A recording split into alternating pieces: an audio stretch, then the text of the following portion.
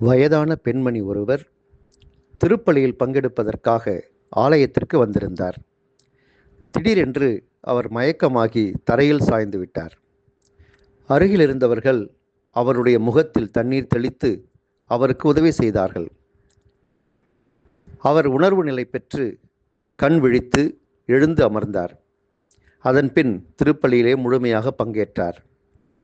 திருப்பலி முடிந்தவுடன் அவரிடத்தில் பேசிய போதுதான் அவருடைய கணவர் பக்கவாதத்தால் பாதிக்கப்பட்டிருப்பதும், அவர் படுக்கையிலேயே இருப்பதும், அவருக்கு இவர் மட்டுமே உதவி செய்வதும் தெரிய வந்தது. உங்களுக்கு வயதாகிவிட்டது, உங்கள் கணவரையும் நீங்கள் பார்த்து கொள்ள வேண்டும். எனவே திருப்பலிக்கு வர முடியவில்லை என்றாலும் பரவாயில்லை, நீங்கள் வீட்டிலேயே இருந்து ஜெபிக்கலாமே என்று ஒருவர் ஆலோசனை சொல்ல, அந்த பெண்மணி உறுதியான குரலில் சொன்னார், கடவுள்தான் எனக்கு எல்லாமே. அவருக்குத்தான் என் வாழ்வில் நான் முதலிடம் கொடுத்து வருகிறேன். அவரை போற்றி புகழ்வதுதான் எனக்கு மகிழ்ச்சியை கொடுக்கிறது. திருப்பலியில் பங்கேற்று ஜெபிப்பதை விட எனக்கு வேறு எதுவும் முக்கியமானதில்லை.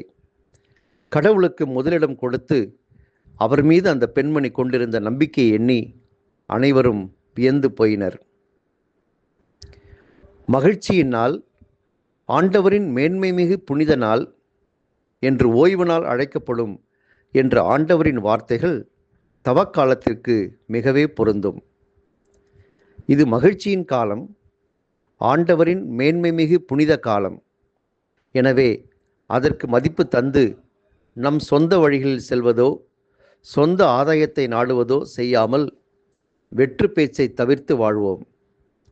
என்னை பின்பற்றி வா என்ற ஆண்டவருடைய அழைப்பை ஏற்று அவரை பின்பற்றி வந்த மத்தேயு போல இறைவனை நம்பி அவரை பின்பற்றி வாழ நாம் அழைக்கப்படுகின்றோம்.